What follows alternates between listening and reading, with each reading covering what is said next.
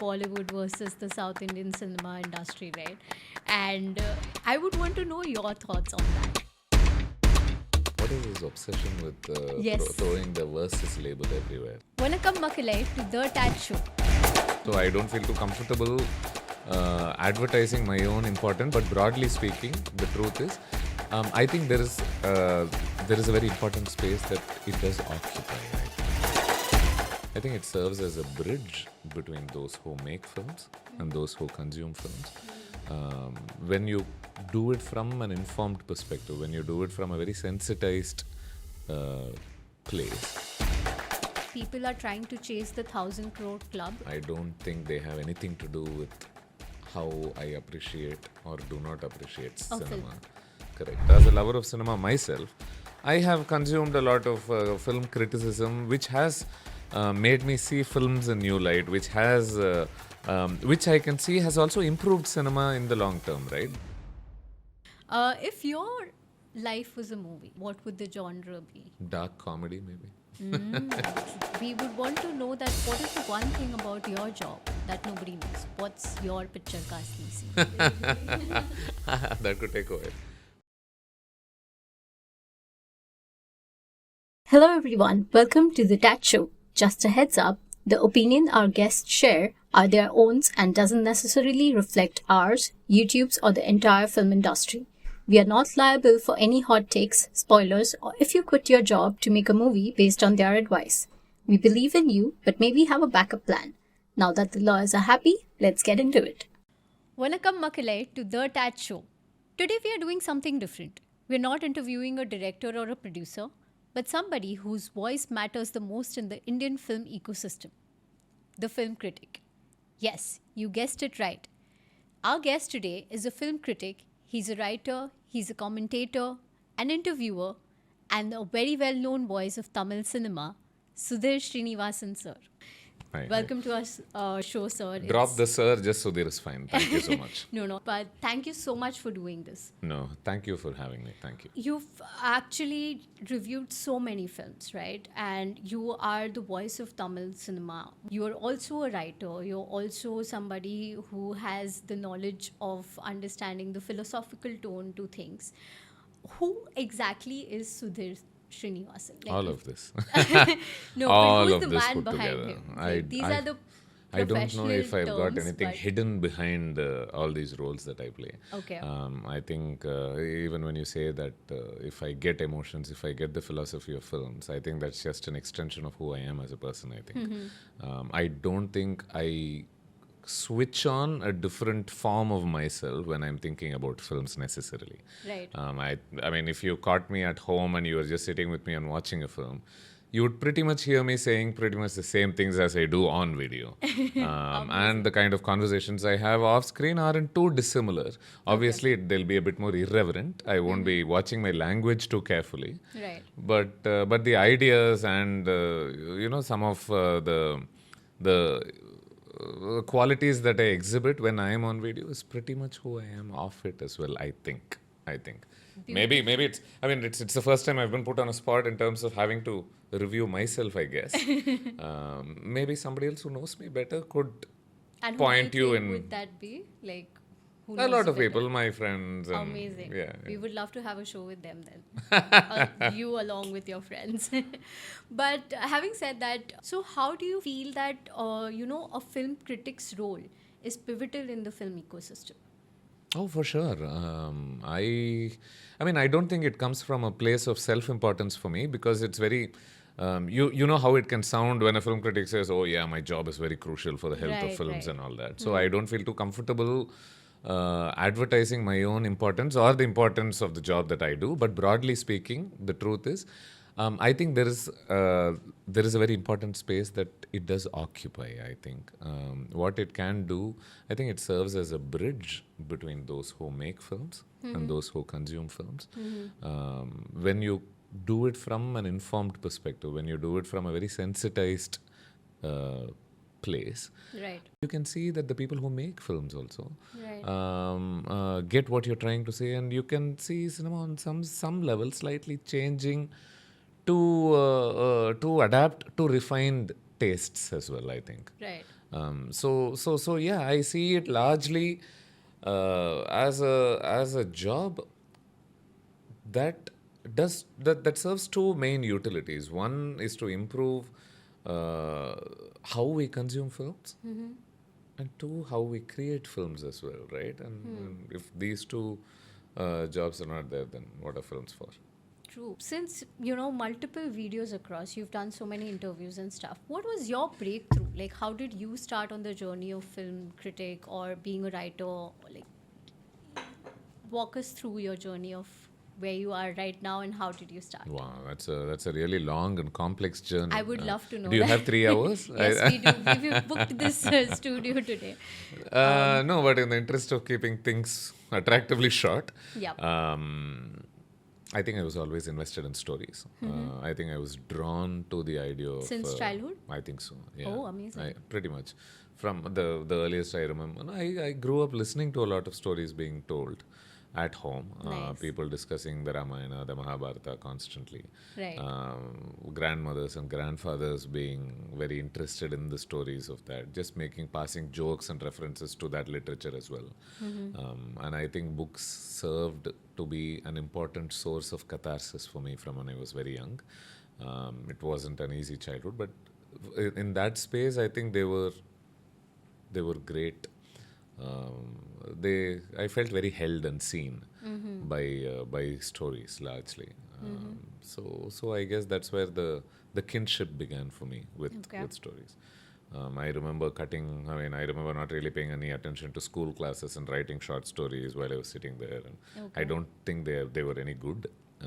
But yeah. So I think that appeal was always there. That attraction was always there.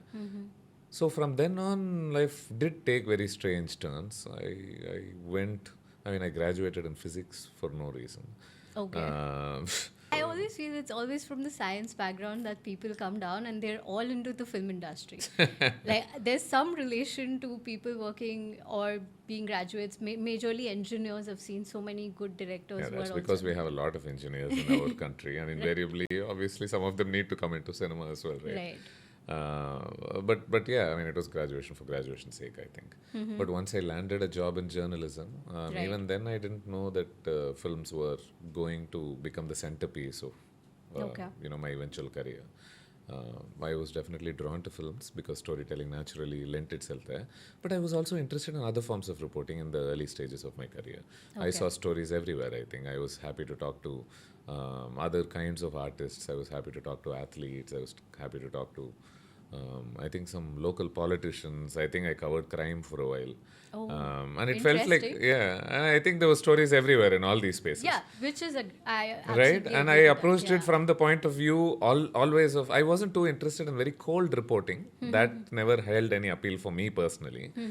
I think I would have gotten creatively very restless if I Right. got into those spaces. But from then on, one thing truth be told led to another, and before I knew it, I realized that I had very strong thoughts about films, which were too raw at the time, maybe 10, 15 years back. And slowly, I like to believe that they have become more and more refined. And I'm pretty sure there's a long way to go still. Amazing. But yeah, and I think from then on, began as writers largely. And once you notice that the video space was alive Right. and truly blossoming, Right. which is why you're also doing video conversations, I assume. Absolutely. Correct. And then from then on, it was a very, I won't say an easy transition, but a necessary transition into the video space from then on. Right. And I felt like I could add some value to this ecosystem as well. So, what was your first interview that you took and you felt like, oh my god, this I was not expecting and it happened? Films. Yeah, for films. I remember having a very meaningful conversation with director Rajiv Menon at that time. Oh, nice. And this was around the time when I think he came up with his cinematography institute called Mindscreen in Chennai as well. And at that time, I remember having a conversation with him, and I really enjoyed how respected I felt in that space. And it felt like a masterclass just having that conversation with him, and I think that really awakened a lot of perspectives about art. So it came full circle when I recently had a conversation with him again when we both together revisited one of his older films called Kandukondain Kandukondain in Tamil cinema. Okay. So he did not know that on some strange level life had come full circle for me to get back to him to have a conversation, but this time from a very a more changed position. Perspective and position, correct. right? Yeah. True. Amazing. Walk us through the process of when you are doing a podcast, when you're interviewing people. So if there might be somebody who's very shy and hesitant, right? How would you get a yes from them to say that, okay, yes, I'll be coming down to your interview? I think most people do want to have conversations. I think it's I think deeply coded within all of us. We are all social creatures, and they do Right. want to be seen and heard. And I think the question there is, do they trust the interview ecosystem to do justice to what they want to talk about? True. Some of them might have had a few bad experiences in terms of how this ecosystem looks to exploit them, not necessarily engage the with them best. in a dialogue, Right. in a way that's mutually beneficial for both the person asking questions and the person answering questions. Correct. But once they come on board, I think the more interesting angle there is some people are really reticent, right? They're a bit too shy to express themselves openly, even though they come to have a conversation with you. But in those spaces, I think as long as you make them feel Comfortable. I Right. think. I think there are no rules to, you do 1, 2, 3 things to make them comfortable. True. It's just about making them feel, very, very, very, very seen. And I keep coming back to this word. It's not just about communicating in words that, no, you relax. No, that's not going to happen, right? Right. It's a lot about unspoken things. It's about your body language. It's about a smile. It's about allowing them the time to process their thoughts, even if they are not perfect thoughts. It's about sometimes when they communicate imperfect ideas, it's about seeing the quality within their ideas to, take the discussion further in a way that makes them feel like, wow, okay, you know what, I didn't necessarily put my thoughts into clear words there, but that person still got what I was trying to say. Yeah. I think it's a lot of that. Beautiful. And when that happens, like for example, there are times when people say that, okay, there's a process, there's a team behind it, right? Yeah. We have a lot of people who don't understand that what takes behind making of a film. Yes. Right? It's the reason why we're doing this podcast is also majorly because understanding that there are a lot of people who are there behind making of the film. So what do you think that does language, creates a barrier over there while they're, trying to open up or stuff like that? No. I mean, lots of them are great with it, which is why they're Right. writers as well, which is why Right. they're able to extract such great performances from people. And mostly I speak with a lot of filmmakers, mainly, I think, and Right. actors. And I don't think they are starved for wanting to express themselves. So I don't think that's particularly a problem with the majority of artists I engage with anyway. Beautiful. It's like, how would you structure your thoughts after watching a film into a coherent review that comes out? What I do is, after I finish watching a film, I spend a bit of time thinking about the film. When I say a bit of time, it's not really a bit of time. I spend hours sometimes. When I write something about films, it also helps you. I think this is what writing does that talking necessarily doesn't, I think. So anybody who wants to speak about a film, I would actively encourage them to do a bit of writing about it first, even if if they're not necessarily speaking from what they have written. What it does is it helps you formulate your own thoughts. Even while you're writing, you're thinking about the film, you're engaging with it. You're noticing things in the film that you probably necessarily did not while you were watching the film. Because while you're watching the film, there's so much sensory assault going on, right? The sights and sounds and the emotions and all that. So you don't quite get a lot of space and time with which to analyze what you're watching. So once I spend a bit of time considering the film, what it's trying to be, who its people are, and most importantly, I think I try to capture authentically the emotional responses that it got out of me. Far too often, I have a problem with people who are trying to summarize the film in terms of whether it's a good film or a bad film. I think people are very kind towards how films end. and not as kind to how films begin. And for me, I think both are equally important. I think many films, when for a while they're great films, right? And then somewhere they lose their way and they fall away from what they could have been. I feel like people are brutal to such films because they end in a not so graceful way. So people have a tendency to judge the whole film through that prism, and I don't think that would be fair to such films. And when I try to capture my emotional responses to a film, I'm also talking about, hey, how did I feel about this film 30 minutes into it, 45 minutes into it, an hour into it. Sure, maybe the second hour and a half did not necessarily work for me, but that does not mean that the joys of the first hour are not valid. Right. Correct. So I try to form it all into one coherent piece of writing or speech in some form or manner, where one thought seems to organically lead towards another, and hopefully the piece itself, whether it's in the written form or in the spoken form, hopefully that also feels like art in some way. And I'm probably Absolutely. stretching the It is definitions an of it here. right. And I don't mean to exaggerated by calling it art, but the idea of art essentially is where you have really thought about where it should begin, where it should end.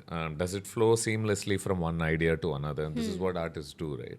So in that sense, I try to pour a bit of it when I'm thinking about films. So when I'm talking about films, I want the beginning to feel powerful enough. I want the end to feel powerful enough. Right. And maybe in between, I don't want to slack. I Right. want to make It sure has to that keep even you when engaged. I'm compressing it, I know I do really long reviews, and maybe compressing is not the best way to put it, but I want those ideas to be really strong, and if I have nothing to say about certain departments in a film, I think it's perfectly okay. You don't necessarily need to make a comment on Or every other every craft involved in a film, every performance in a film, and sometimes the music is okay.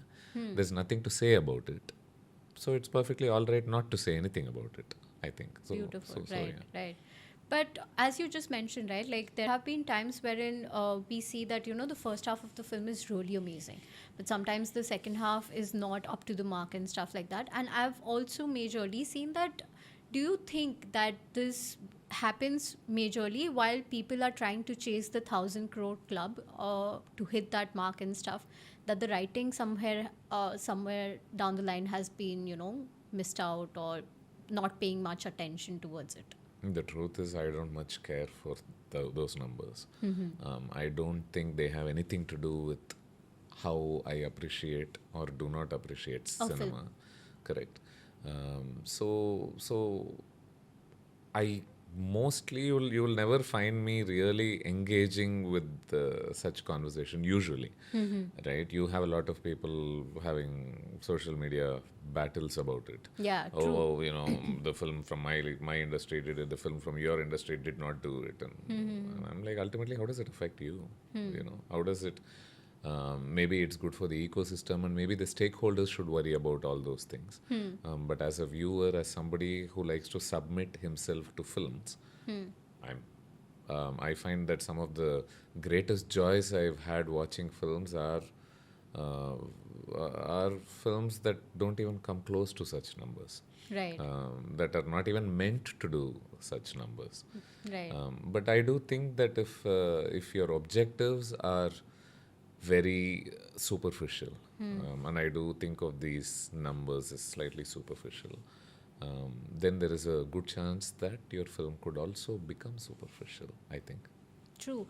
And as you just mentioned, right, about the battles which happen across the social media, there's a huge battle that always is being long going, Bollywood versus the South Indian cinema industry, right? And I would want to know your thoughts on that. Like, how would you take that? And do you feel that? What is this obsession with Yes. throwing the versus label everywhere, right? Right. It's always you versus this versus Versus that that, right. actor versus this actor, that film versus this film, and I think it's at the heart of a lot of problem. It's at the heart of a lot of problems that we see around us. I think it's a manifestation of how we want to create conflicts everywhere, and maybe Maybe the state of journalism has something to do with it. Maybe the state of politics has something to do with inculcating this thought of constantly pitting one against the another. True. Maybe it's a very, even going deeper down without it getting too dry. Maybe it is a very capitalistic idea as well. One enterprise versus another. Who wins, who loses, and all that. So when I see a Bollywood, when I see a Hindi film that I really enjoy, I don't think somehow my experience of consuming it is any lesser than consuming a ones film that you from right. from the region where I come from, which is Tamil Nadu, Tamil films and all that. Right.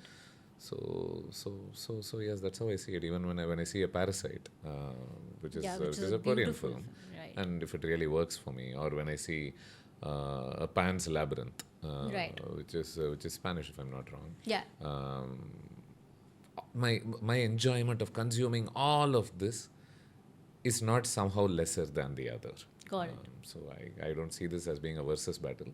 Having said that, all I do want though is for the world to realize that it's not just Hindi cinema that defines Indian cinema. True. I would hate for Indian cinema to be thought of as just Bollywood and as just being restricted to Mumbai and Hindi cinema and all of that. Right. Because there is such incredible work and diverse work that's happening across the country, not just Right. in the south. Right. So I wish people would understand that our country is not restricted in terms of language and in terms of one type of cinema that we are known for. And hopefully, with more awareness, we will see a lot more understanding of that as well. Absolutely, and but I feel that we are taking that stage wherein, of course, RRR's recognition globally has also made people across the world understand that Indian cinema is not just Bollywood or Hindi cinema. Yeah. It's also South Indian movies and stuff. And now that I have also noticed that, I wish they would, sorry to interrupt you, I wish they would also recognize a different kind of cinema as Right. well. RRR, for all its strengths and beauty, in my mind at least, it still seems to fit into their broad definition of what they wish a grand Indian film should feel like. The scale of it, the scope of it, the dance of it, the song of it, the patriotic fervor in it. And I feel like it still maybe broadly fits their ideas of what they're comfortable with yeah, in terms of right. appreciation of our cinema. Right. I would love for them to Go beyond that. Yeah, go beyond that. Appreciate some of the lesser known films that we know are great, but they don't even know exist. Exactly. True. Correct. True. Yeah. But then I feel that has. I mean, there's nothing to be ashamed about such kind of cinema. True. But it still seems to fall under a label that they're very comfortable with. And I still think it comes in the way of other kinds of cinema being recognized as well, I think. So, do you think that OTT has helped break that barrier? For example, earlier South Indian movies were only dubbed and shown into specific channels and stuff. Now that OTT platforms have come into the picture, massive youngsters or the youth of Indian cinema, or the audiences who are grabbing the movie at their end are appreciating whether it's a Malayalam film, whether it's a Tamil or Telugu film, or whether it's a Bengali film that comes up.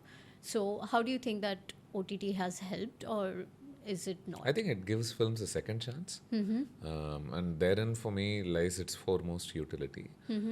I think sometimes people are quick to dismiss certain films when they come out in theaters. Right. Maybe they don't get enough screens for whatever commercial reasons. Maybe, there's a breathing space that you need for films to develop their own life, right? Sometimes maybe theaters don't necessarily, maybe they're not able to provide that window in which a film can blossom. It's like sowing a seed and expecting it to become a tree overnight, right? That's not going to happen. Sometimes it requires time and effort and patience. What OTTs I feel like they do, apart from broadly allowing yourself to sample a variety of cinema across languages, is also this second life that they're able to give to films. I think one recent Tamil film that comes to my mind is Meyyazhagan, made by this director called Prem Kumar, who also made a gorgeous film called 96 earlier. Right. And Meyyazhagan, I think when it came out in theaters, I'm not sure whether it did well, whether people saw how beautiful a film it was and how revolutionary a film it was in terms of its structure of storytelling, in terms of what it was trying to communicate. But I think when it came out on OTT, and it wasn't just Tamil audiences, I got the feeling that I was seeing a lot of healthy noise about the film from across regions. People in the Telugu spaces appreciating the film and saying, wow, this is one of the best films I've seen all year. And now, I think in hindsight, this film is being thought about really fondly and thought about almost as a modern classic in a sense. Nice. And I think it is that the second opportunity that was provided to that film that made Would it help, that. right. That also brings to my mind that I guess two of the films, I'm not quite sure because I actually went and watched into theaters. One of them was 12th Fail and Lapata Ladies. Both of them were not that well taken into theaters, but once they got into the OTT platform or the era, they were very well recognized across and have won good amount of awards and recognition. I also, while on this topic, wish that theaters don't. Theaters are sometimes thought of as being appropriate only for a certain brand of cinema, right? You'd think that, maybe for a triple R theater is a great place in which to watch that film, but maybe for a Meyyazhagan or for a 12th Fail or for even Lapata Ladies for that reason, there's a tendency for people to think, no, it's okay, we can watch it in OTT.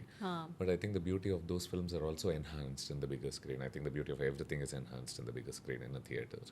I think it creates a certain vulnerability within you, a certain submission that it causes that allows you to truly sink into the world of a film in a way that I don't think you will be I don't think you'll be able to do while you're watching it in a smaller screen. But I would say in the interest of just variety, once in a while surprise yourself by going for a film that you would otherwise not go to watch in a theater. Maybe you'll have way more fun with it than you expected to. Generally don't. Maybe. Right. So we move towards the industry unfiltered segment, so wherein we'll be talking more about unfiltered raw conversations, and we start with the first. I thought we were doing that only for this long. No, we are, but this is also going to be less diplomatic and more direct and straight in terms of your answers. Okay. So Criticism well taken. Yeah. Thank you. Appreciated. We start with first that in terms of your comparisons with BR Sir, in the voices that he's also a national award winner, a film critic, and you've also been coming from a background where you guys have the same profession outcomes. How do you take the comparison and how do you take the inherent criticism that comes within that, being a public figure out there? We all grew up on his work, I think. Right. There is no denying that. There is no denying the importance of him in the film criticism space. And I think he was instrumental in helping a lot of people see cinema beyond binaries, to truly appreciate the technical nuances of films and his love for the language originally when he was writing a lot more, right? So for sure. So if somebody makes even that comparison, then I'm grateful for that comparison for sure. I consider him to be a senior in this space, and for good reason, good measure. But I think over time, I also see that we approach films maybe slightly differently. Right. I value the politics of films as well. I think that's a very important part of how I consume cinema. For me, the two main pillars of how I consume cinema and how I respond to it. One is the politics of it. The other, more important one, is the emotional significance of it. So yeah, I do think in that sense, maybe eventually every individual who exists in the space figures out what they are good at. Right. Right? What comes naturally to them. Which is why I think it's very important for people to see that there isn't one type of film criticism that is necessarily right. True. I think this is a very democratic space in which every individual Has who their own comes from the richness of the experiences that they've had, Right. they can view films in their own way. True. And as long as you're able to justify why you see it in a certain way, as long as you're able to provide it with proper evidence on why you found certain conclusions about a film, they could be anything. They could be political, they could be emotional, they could be technical, but I think they're all equally valid. Right. And I think the space is far better for having more diverse voices, and people who all bring to it their unique individuality. And I hope over time I have been able to do it for myself in some way. True, true, true. But as you just mentioned, right, when we see that the differences, the diversification has now also opened up many doors in terms of how people consume the cinema. What is South Indian movies doing so right over the years, and how has it evolved, and what has Bollywood missed out? I think maybe because I'm a very emotional person, and I keep crying and laughing in theaters too often. I see it all from emotional spectrums, I think, Got largely. it. So maybe they're more emotionally authentic. Maybe authentic in a way that doesn't feel very calculated. Maybe it's not necessarily, earlier we were talking about this conversation of, hey, can you can you make compelling cinema when your end goal is, oh, I need to make these many crores, I need to bring in all these people into it. Maybe you can, but I think it'll be very difficult to. When you just think about numbers and stuff and not the written part of I it. suppose so. I think there is still a lot of life within these films that we are appreciative of. I think they are still drawn from the land a lot more. Lived experiences here, the sight and sound and smell of it. True. And I think there is a lot of appreciation of what makes this land uniquely it. And maybe that reflects in the films that are made. Okay. Or do you also think that the South Indian cinema is also giving an opportunity to a lot of new budding artists or directors and stuff? Like, for example, right now, even Kirti Sir is doing Dude. He has himself been an assistant director, and now that's his debutant directorial film. Whereas that's not the case with the Bollywood. They're just stagnant with the old movie directors and people who are not ready to leave their spaces. I think I'm very heartened that Kirti, who you spoke about, Right. Kirtishwaran, I love that he is able to make his debut with a project of this scale. Right. Right? Typically, you would think that you'll have to prove yourself with a film or two before you're allowed to handle a film of this magnitude. And I'm very happy for him. And even when I had this conversation recently about this film, I could tell that he's a man of very good taste in films, and he has strong ideas of how he wants to approach films and the ideas that he wants to communicate through films. I found him to be really well spoken, and I really look forward to watching that film. And hopefully that will pave the way for a lot more fresh voices to not just be restricted to a certain kind of film. True. Nice. Nice. And how does nepotism play a role in that? There are people Who would want to? who are greats in the system, whose people who are associated with them do get opportunities. Right. And I think that's a very natural consequence of the power that certain individuals wield within the system. So as long as that doesn't stifle the arrival of new, fresh voices, and we were just talking about one right Yeah. now.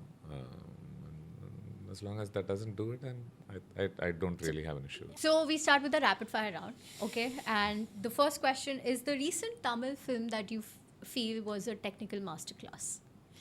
I really remember enjoying Ajit's Vidamuyarchi.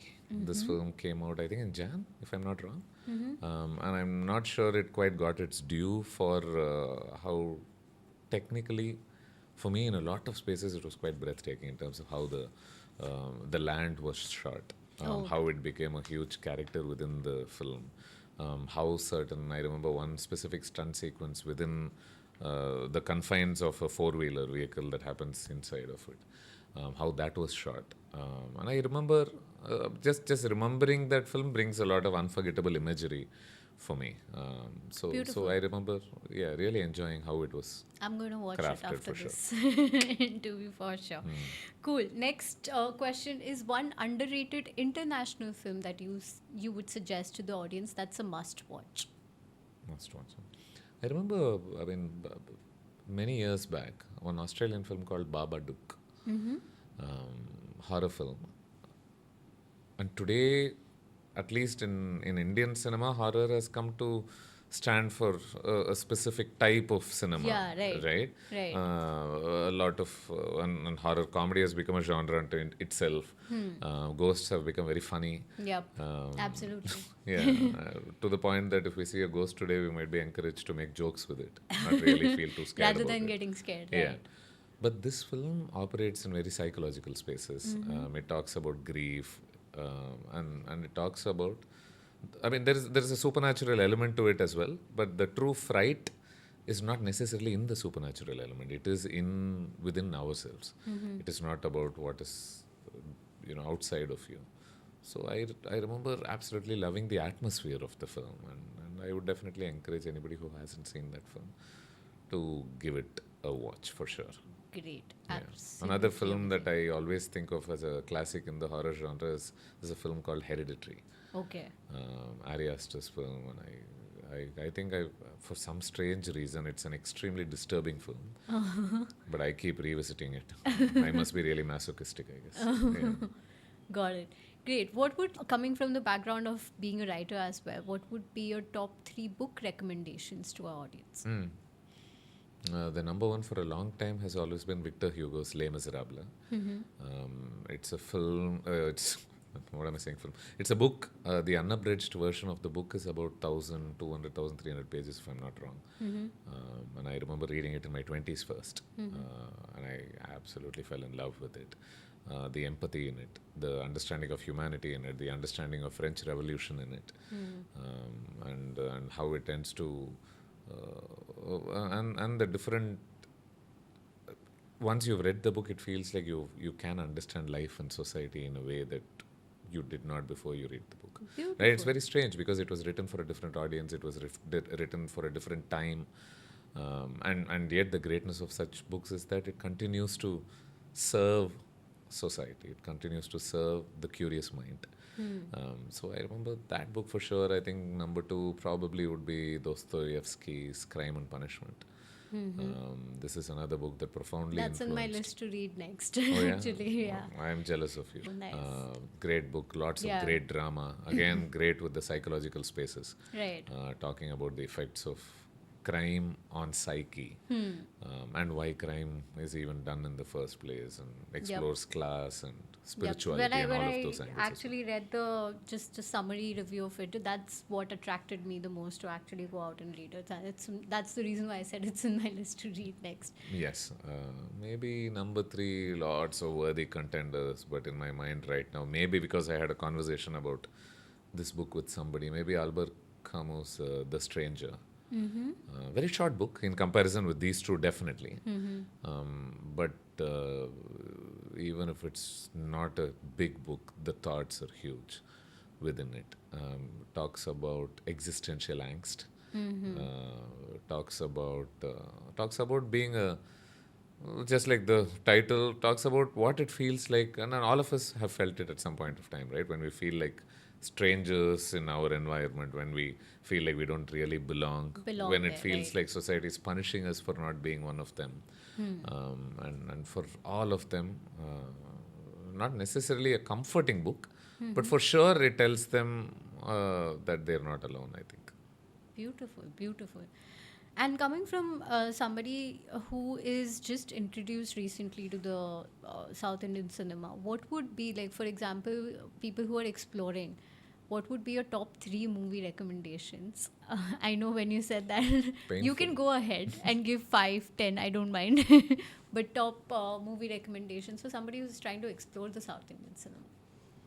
Not just the ones which are, top rated and of course easily available. Something which is beyond craft. Almost anybody would recommend Padmarajan's Malayalam cinema. And once the modern wave, I think, maybe kicked in their cinema over the last 15 years, maybe. A lot of films from then on, a lot of Lijo's films. Right. All of this for sure. When it comes to Tamil, I think it helps to go back into maybe Parasakti in the 50s. And maybe in the a couple of films from the K. Balachandar era for sure. Right. That explored the complexity of human relationships. Just out of the blue, I'm thinking of Annamalai, which is a Rajinikanth film that came out in the 90s, which is very different from all of these films you're talking about, which is a more commercially accessible film, but even within that format, it does a lot of great things there. And I'm really just randomly scrolling through so many films and there's a just Netflix throwing in your them head, up. Yeah, apparently. which is happening around, right? And I would definitely think Hey Ram should be somewhere there, Kamal Hassan film. Just for the sheer depth of thought it communicates and how politically relevant that film continues to be even today. I remember really enjoying a film, a Chiranjeevi Sridevi film called Jagadeka Virudu Atiloka Sundari.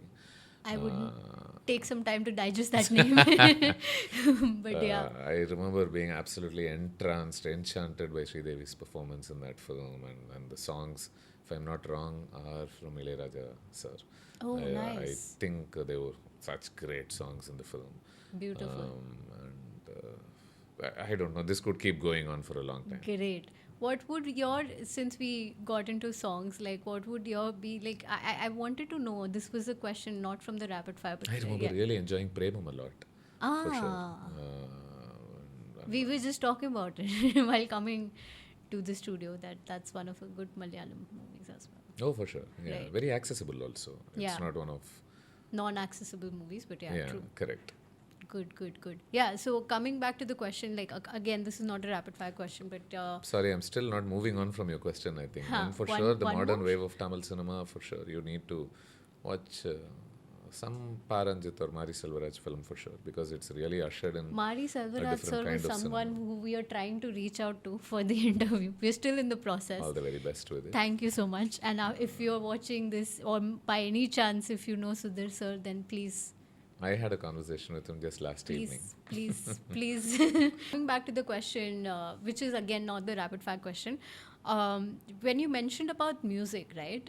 It has been way too different how we consumed music earlier and how we are consuming the compositions right now, right? In terms of coming from Ilayaraja sir's compositions, or when it was earlier, even when it is in Bollywood and stuff, there have been Kishore Kumar sir, legendary, their music was way too different. And now that it's become very mainstream or, used to kind of a music, what is your take on it? Like, how do these, how has it changed, and has it changed for the better, or where are we going with the music?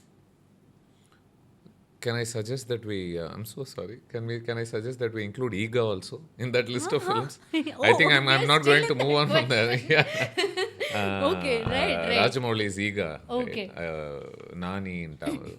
Oh, yeah. Absolutely great Nan- idea. Incredible at how right. it executes the idea of how a housefly can take revenge on the villain. And I guess there was a remake of that also, right? On the Makhi, yeah, right. Makhi was a remake of that. A great film, and now we know. Yeah. I mean, a lot of people are exposed to his work because of Bahubali and RRR and all of that. True.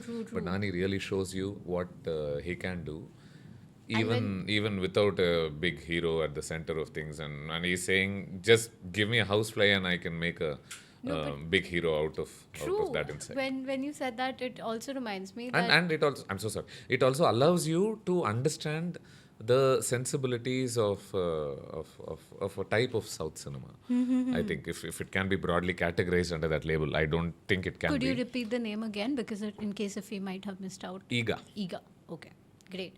And means housefly in Telugu. right. Oh, nice. Yeah, I guess there was a remake of it, and again, which leads me to one more question. What are your takes on the Bollywood picking up the remakes of South Indian cinema, and how far you think will that go, or has it come down to a stagnant point wherein, okay, this is it? Is this other people now, rather than going and adapting to the remake, they want to go ahead and I guess want to watch the original the film? market sensibilities dictate these choices, I guess, Right. for from a business point of view. But I have very little interest, as you know, in those variables and why those equations are created in the first Created, place. right. And I find a lot of joy watching films in their original languages. And even if I don't speak or understand the language, I'm quite happy to read subtitles and Same here, process yeah. the experience Right. in the most natural, authentic form in which it was meant. I absolutely, I mean, even when Kantara's second film came out, chapter one, I decided to watch it only in Kannada. It is a film made by Rishabh in for the. I mean, I know is trying to make it as a pan-Indian film because of the success of the first film, but the soul of it is Kannada. I think, Right. even if you don't understand the language, just the sound of it. And there's something I mentioned in my response to the film as well. Just the sound of the language adds so much soul to the idea of the film itself. True. And those are you'll never get it. You'll never get that beauty when you Watch if it it in is a remade. different, Maybe in watching it dubbed, you may not feel the same beauty. Got it. So the Great. charms of remakes are quite lost on me. Nice. Great. If you had to suggest somebody who is exploring music, the names of 3 people from the South Indian music compositions, 3 from Composers. the composers who they could actually go ahead and listen to. I think Raja sir himself is enough. I think I don't. I mean, obviously there is Mr. Rahman as well. Right. And between those two, you've got a huge volume and body of work pretty much covered there. Great. Do you need necessarily to look past that? Yeah, and there are so many other talented composers as well, right? Right. But I think by the time 2 you best finish legend exploring names, yeah. just Raja sir's work, I think you would be pretty old. Great, great. Yeah, coming back to our rapid fire segment. So the amount of interviews you've taken are great, massive, with great amount of people, and whether they were film directors, producers, writers, actors, everybody. What's the one interview that is close to your heart? Can I tell you something? It feels like I'm almost cheating on one person if I mention some other person's name, because there are so many. As you said, there are so many conversations. It's truly hard to pick one. It's like saying, can you pick one film that you really like the most? We've just seen Right. so. Okay, so give us like But top but 3 instead over of there. names, I'll tell you the what I truly enjoy about it, that process, right? Sometimes at the beginning of conversations, the other person does not know who you are, you don't know who they are, and as a people might think that maybe you share a Great great bond familiarity and stuff. beyond Right. this interview space, but most often you don't. You're just meeting them for that specific conversation, and maybe you build a relationship after that. Right. But lots of times, that 1 hour is all you're going to get with that person. From the first high to the end of the conversation, where you've potentially discussed deep personal and social and philosophical issues Right. during that 1 hour. And it's a strange medium because only in this medium can that happen. In real life, you would never go from a hello to getting into Deep such detailed spaces conversations, that right. fast. Right. But when I do manage that with a lot of people, by the end of the conversation, I notice that whatever anxiety they might have had, whatever doubt they might have had at the beginning of the conversation, in a lot of cases, it's pretty much gone. I can see them being very happy about having sufficiently expressed themselves. Many times, I can tell just from the even if they don't necessarily verbalize it, which they so often do, even if they don't also, you can tell just by the way that they shake your hand and they hug you at the end of the conversation that it's that it's given them great satisfaction at Got it. exploring very difficult, tight spaces, complex spaces. Um, and those Nice. conversations make me feel like this whole process, this whole journey is well worth it. Right, and I'm not saying so it's very hard for me to pick one person or the other. Right. But it's happened with so many people Great. where they're pleasantly surprised, because so often you see a lot, they talk to so many people, right? And maybe that also makes them jaded in some way. Right. Because they feel like, yeah, well, Yeah, another because then there's a conversation, and release what do we and, expect yeah, from it? But everybody at the else, end of it, if they feel like, oh wow, okay, I was pleasantly surprised by the quality of this particular conversation. If I can see it in their eyes, those are all conversations I'll never forget. Amazing. Were we able to, this is not the question in the list down, but were we able to do that, like living you in a space where you were able to express yourself well in this conversation that we just had? I certainly think so. I certainly think so. I mean, I Beautiful. don't necessarily give out too many interviews as some of these illustrious people do. Right. So maybe I don't have too many examples from which to compare. True. But no, I'm saying thank you for indulging me, thank you for engaging me and allowing me to sink into all of these A spaces. zone where you are being the guest Yeah, rather than I the know, right? Yeah, correct. switching tables right Correct. now. Yeah, Right. yeah. What would your one advice be to the fellow podcasters or the people who are trying to be film reviewers or critics? What would your advice be to the young minds who are trying to get into this zone? I think when you're impressionable, it's very easy to consume somebody's work you really admire and want to be a version of them. This is where all inspiration begins. Right. If we want to be a writer, we read an author we really enjoy, and we feel like, okay, how do I now channel that spirit into my writing? How do I become a version of him here or a Right. version of her here? Yeah. It might begin there, but I would urge people to make sure that it does not end there. Even if the beginnings are there, I think it's crucial for people to create their own personalities, figure out what they are good at, what they are strong at, and there is no rules to this is how it should be. Right. Simply because you admired somebody does not mean that that is You the have to be the idealistic version of it. Right. You just need to figure out what your life experiences are, what your views about society are, what your views about men and women are, what your views about love is, and all of this, right? What your view about pain is, what your view about depression is, what your view about liberal thoughts are. All of this, I'm saying everything on what your views about birth and death are, all of it. So once you figure out who you are, and this only comes with sufficient exposure to the world, sufficient introspection, where you're not really focused too much on expressing yourself, but so much on understanding and internalizing and asking yourself questions within you. Once you find answers and satisfying answers to all of those questions, then you become your own unique Beautiful. Right. creator.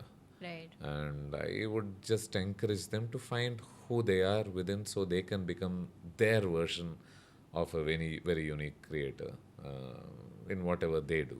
It doesn't Right. need to be movie reviews, it can be anything. And in today's world, more and more we see that it is in the value of a unique individual that there's great value that lies there. We can see it in social media, even when people make a mockery of themselves Right. for numbers and views and all Yeah. of that. They're still uniquely them. True. Even if you don't like them, you can see that that is where the world is moving towards. Moving, yeah. It is not about being a version of someone else. It's about who you are, I think. And Great. I would urge for people to retain their uniqueness in some form or manner. Nice. And again, coming from a different zone, not the rapid fire question, just a conversation that we just had. How is your take on, social media evolving and booming, and also AI coming into the picture? Because when probably you must have started with the journalism and the film reviews and all stuff were very limited to Print media. print media and stuff, and now it's booming towards the video sections and stuff, and now it's also cut down to 30-second 40-second reel, and people would want to watch, okay, 5 good things about this movie and stuff. So how is your take on all of I this think the smart thing is process? always to adapt yourself to the changing needs of the world. But if you can strike a balance without compromising what your ideals and ethics are, Beautiful. and that's a difficult balance to achieve, obviously. How I tried, let me put it this way, how I try to do it is I try to exist on social media because people are there, the world is there, and there is beauty to it as well. The beauty to it is that it does not restrict expression to just a few powerful organizations. Beautiful. Correct. Right. It makes sure that every individual can express themselves. It provides them a platform from where to not be curtailed by any lack of individual power they hold in society. Now it's just the power of your thoughts and how attractively you can communicate it that makes sure that it's distributed. So use it, but don't let it dictate who you are again. Wow. How I did it for myself is, yes, I said, for me, I need to be satisfied by the depth of my expression about, say, films in general. And even if I am operating in social media, I will not let its own limitations affect that. I am not going to write a one-line review of film because I don't see the value in it personally. So I don't care. I mean, if a lot of people won't read it, that's fine. If they don't have the patience to read 600, 700 words on Twitter, Twitter was supposed to be just a few characters, right? Right. But I'm a verified handle and I use my space to express myself satisfactorily. And I'm like, whoever reads it, reads it. But am I still using the platform? Yes. But am I using it in a way that makes me happy about myself? That is exactly what I'm trying to do.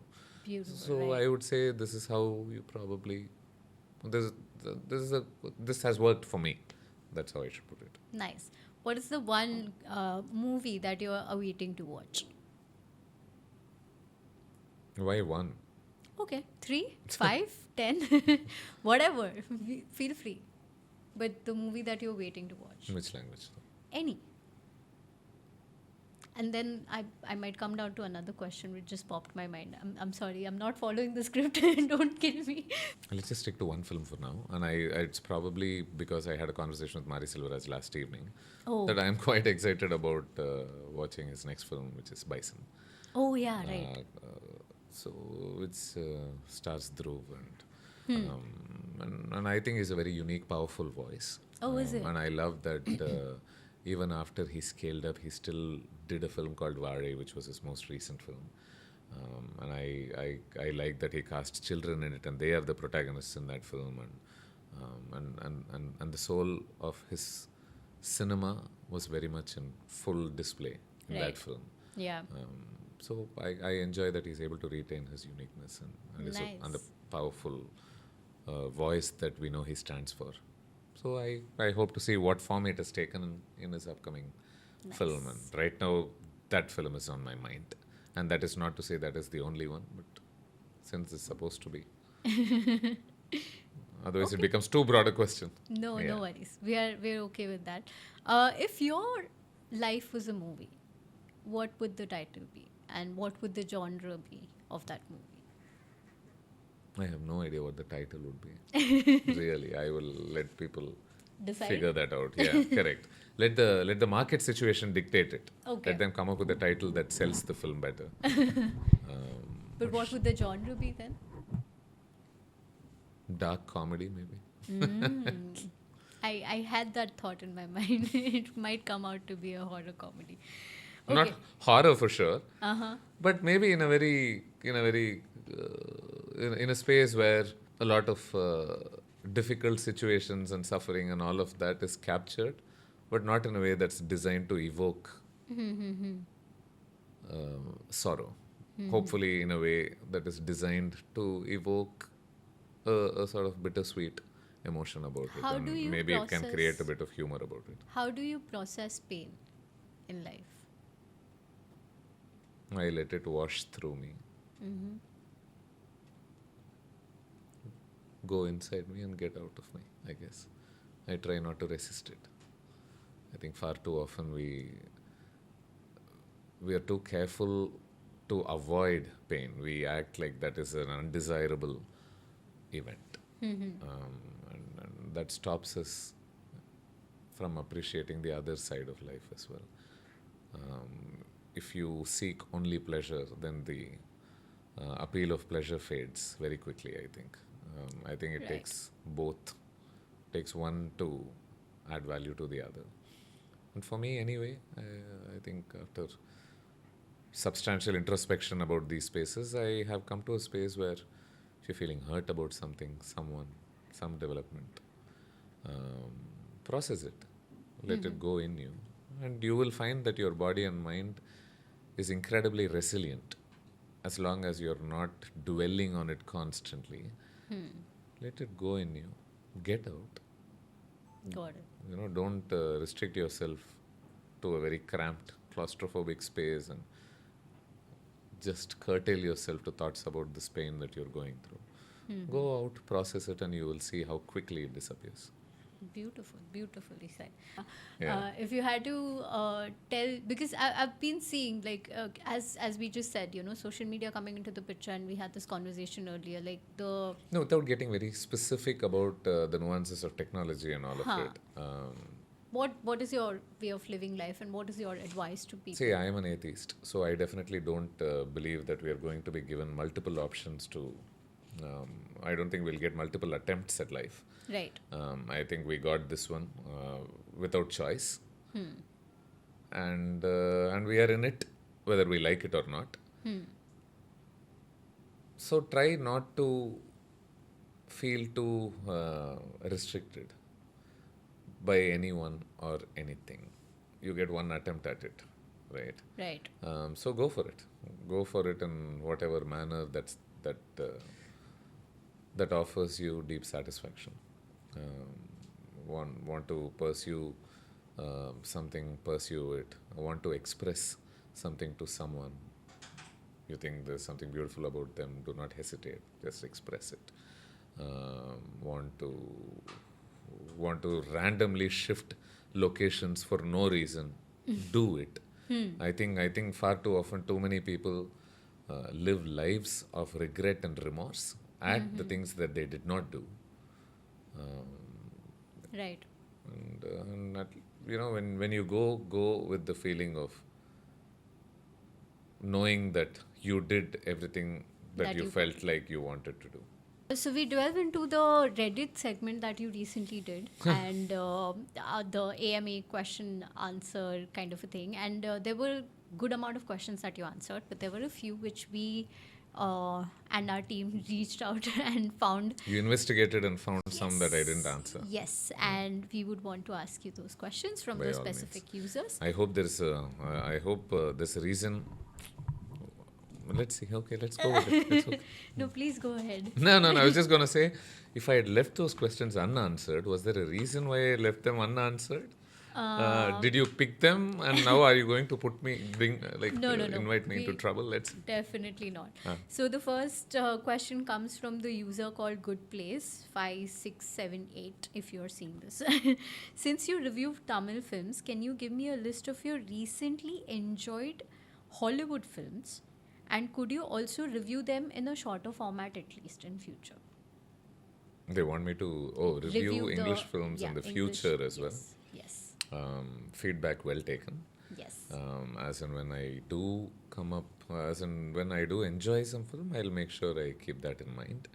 It's just that there is just so much work out there that's coming out in the Tamil, Telugu, Hindi, Malayalam space that there is almost, now and then I do try to watch some of these films as well. I remember I watched Sinners, and I remember really enjoying the film and the atmosphere of it. And suddenly I was like, oh wow, all the films I'm watching seem to have vampires in them. There was Loka, there is Sinners, but Sinners also, I think, tells you, shows you how you can take what seems to be a straightforward story, and the story is almost very superficial there, but how you can take that and add incredible layers of social meaning in it, and how you can dig into the history of oppression and how you can talk about all those psychological spaces as well. And I remember really enjoying it. And there was one particular sequence that left me really moved. And Nice. I was in tears, I think. And in this particular segment, I think people who watch the film will know. The scene is in a bar, and everybody is inside and they are dancing. And this is when they bring in a singer, a singer at the beginning of his career.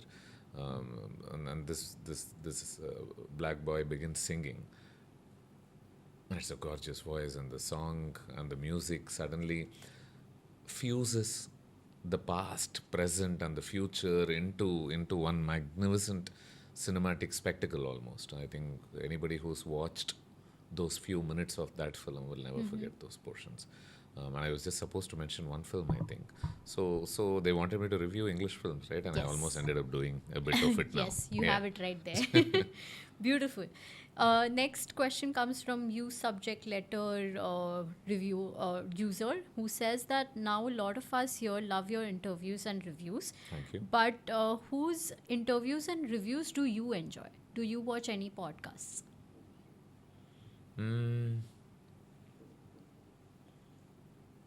I like that Mr. Bhardwaj Rangan is able to get people into no nonsensical film spaces. Right? Growing up, I really wished that people would focus less on individual personalities and a lot more into their private life and all that. I didn't quite appreciate the investigations into their romantic life and their private life and Right. all of that, and the money Right. that they were making and all of that, right? So I wish that people would just come and discuss craft with them, would just Right. discuss films with them. Right. And for that reason, I think during my formative years, I was certainly, I spent quite a bit of time just enjoying all these people finally feel the relief of expressing themselves about their work in cinema, for sure.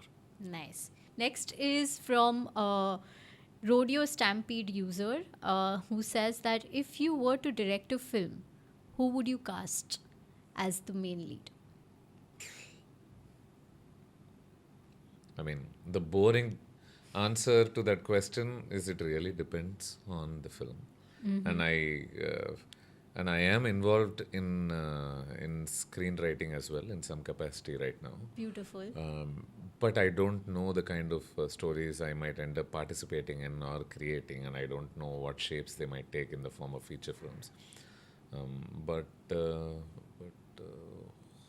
who would I love to see at the center of some story I write someday? If I do venture into filmmaking spaces. I don't know, these days you can dream about everything, I think, right? Yeah. And apparently we have a Tamil film coming up that has both Mr. Rajnikant and Mr. Kamal Hassan uniting for a film. So why don't I also participate in that dream in some form and manner? Absolutely. And maybe they can both be part of it. Oh, nice. Amazing. There's a question that comes down from AR Flash. How did you improve your English? How did I improve my English? But just by doing a lot of reading, I think. That's the truth of it.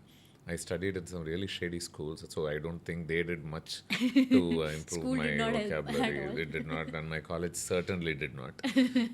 So everything I got about this language, I got it from literature, and and processing cinema also on some level. I think I was always a writer first, and then a speaker second. Later, right. But I think one thing fuels another, and as long as you're not hesitating in the beginning of your journey to mispronounce words, I think the grammar structure will get internalized. As you read a lot, then your secondary worry is the language that you know. Is it coming out right? Are you pronouncing the words correctly? How's the flow of your thought Right. and expression? But the more you do it, the better you get at it, and that's really it. One last question from Orange Man who says that what's your take on the upcoming Hindi master movie Ramayana? I love mythology. So I think there are infinite stories to be told both from the Ramayana and the Mahabharata. So absolutely, I mean, I think we've come full circle here because right at the beginning I was talking to you about how, these epics formed the basis of my appreciation of storytelling and how I Right. grew up listening to these stories around me and all of that. True. So yes, I mean, if it's done well, great, Have you watched the absolutely. trailer of Ramayana? I unfortunately have not. Okay. I haven't, and these days I'm not really watching trailers either, mostly. Right. Just the direct movie. I'm really enjoying this experience of just walking into a film knowing very little about how it's supposed to look and sound. And if I'm interested in a film, I don't need to be sold the film through its promotional campaigns and videos and all of that. And if it's a Ramayana, I'm going to watch it anyway. Rightfully said.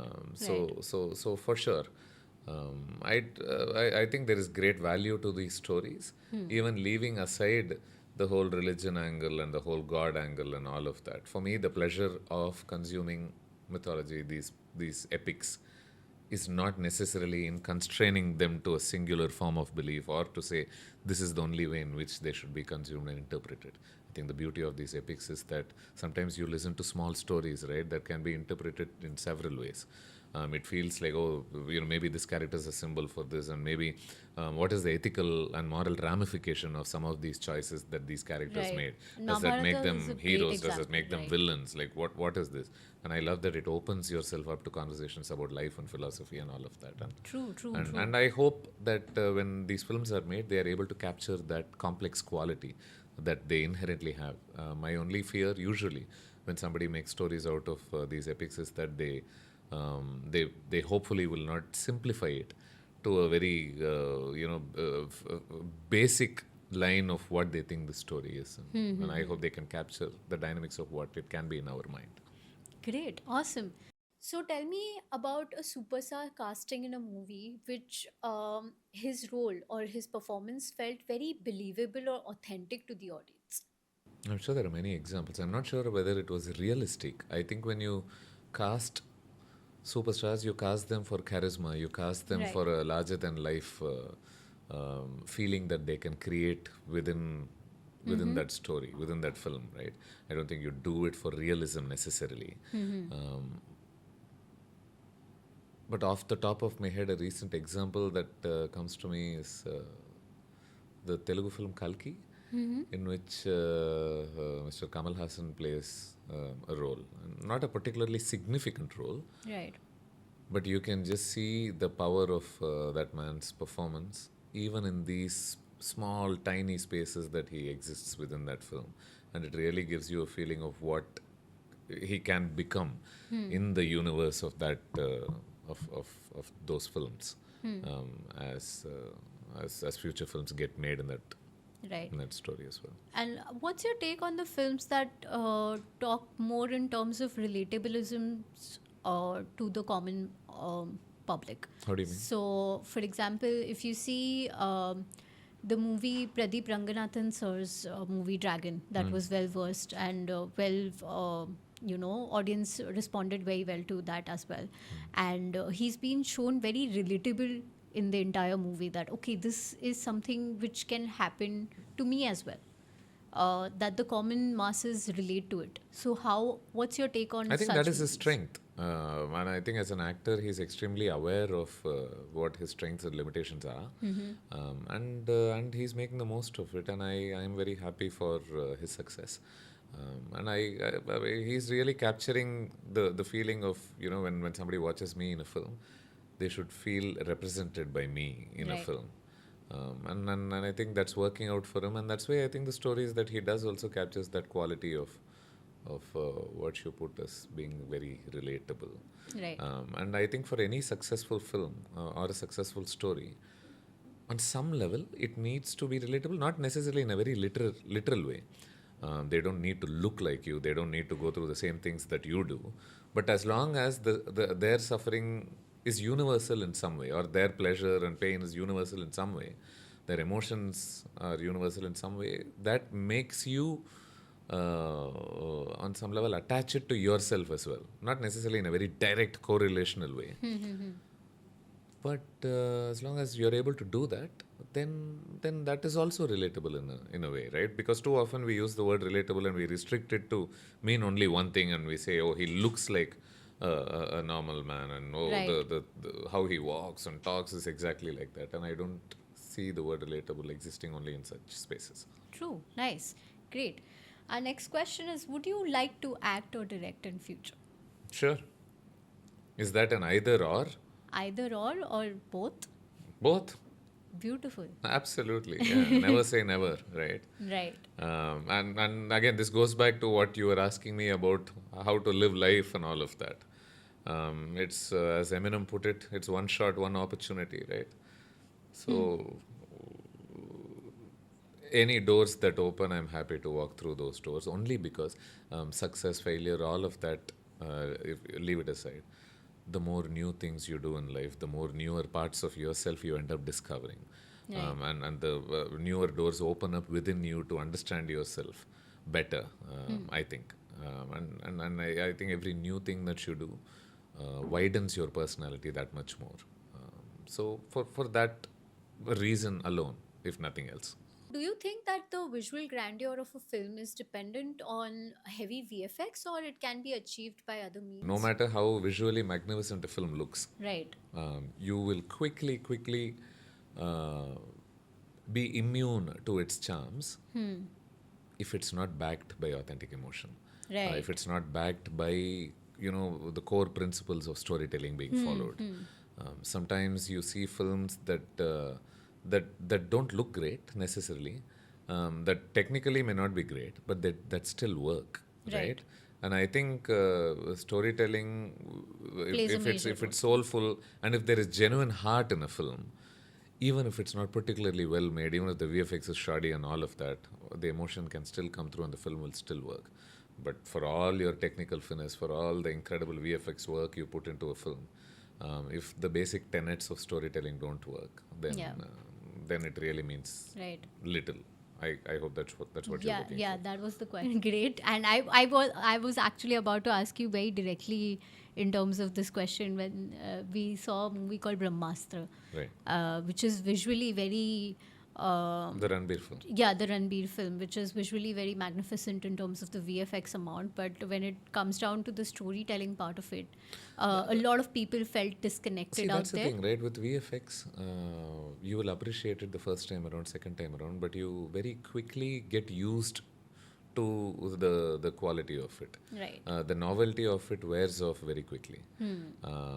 Even in a film like Cameron's Avatar, for example, there is incredible work done, right, in terms of the VFX Right. and recreating a world that, an imaginary world and all of that. But would it work if the storytelling did not work? Like, how long can you appreciate the beauty of the plants and the creatures there if the emotions of the storytelling is fairly basic, but it's still done with so much heart and feeling? When that works, everything else works. Beautiful. Beautiful. Even Interstellar is another great example Yeah, of I this. love that movie. Yeah. Right, it's incredible to witness the how they've conceptualized the black hole when they go into the wormhole, Yes. emerge out into a different I especially galaxy. loved the scene in that movie wherein that bookshelf, a thing that turns up into a different. Correct, and here's the yeah. beauty of Interstellar, right? For all of these VFX portions that we are talking about, and there are so many memorable moments, including that planet where the waves come as mountains and all of that. Yes. But what is the most striking clip from that film that everybody remembers? It is that clip of Matthew McConaughey sitting there, Right. watching old videos of his son just pop out Pop out, right. 1 minute after another, that trace the years of his son's life that he has missed out on. And there is no great VFX there. He's Right. just watching almost a badly done video compilation there, right? And yet, that is so memorable in that film, and that tells us everything we need to know about what works in a film and what doesn't. Beautiful, beautiful. Great segment. Awesome. And we come down to our closing segment now, which is our signature question, which we always say that our show's tagline is Picture Ka Asli Scene. And we would want to know that what is the one thing about your job that nobody knows? What's your Picture Ka Asli Scene? the job as a film critic or an interviewer or a I would want an answer commentator for or a scriptwriter or all of them individually. that could take a while. Pick one. I'll pick two, Okay. as a film critic and as an interviewer. Um, what do people not know about being a film critic? I think people far too often imagine that being a film critic must be a very uh, dry experience. They think it must be a very academic experience almost. They feel like film critics don't really enjoy films all too much. That they just sit angrily looking at films, trying to figure out flaws and faults to show off their own uh, understanding of films and all of that. All of that is definitely not true. In my perspective, anyway, I still retain childlike enjoyment of cinema, and that is where my appreciation or disappointment with film stems from. And it never gets boring. It still has not got boring, and there is no such thing as. I don't think it ever will, and it is a great job for sure. Great. And as an interviewer? As an interviewer, what might they not know about being an interviewer? I think the kind of work that goes into, maybe sometimes for people like me, I spend a lot of time thinking about a conversation before the conversation actually takes place. Sometimes I'm even preparing for conversations that may never happen. Interestingly enough, sometimes I'm listening to music in the car and when I'm driving, and there's something I spot something very beautiful or layered about some track, and I take out my phone and I start taking a note of it. For what reason, I don't know. But in case in the future, at some point, if I ever talk to the composer for some reason, I think on that day, I will definitely bring up this particular point that I remembered about it. Wow. Because when eventually that happens, you might not even remember this observation that you made or this curiosity that you felt about their work. Right.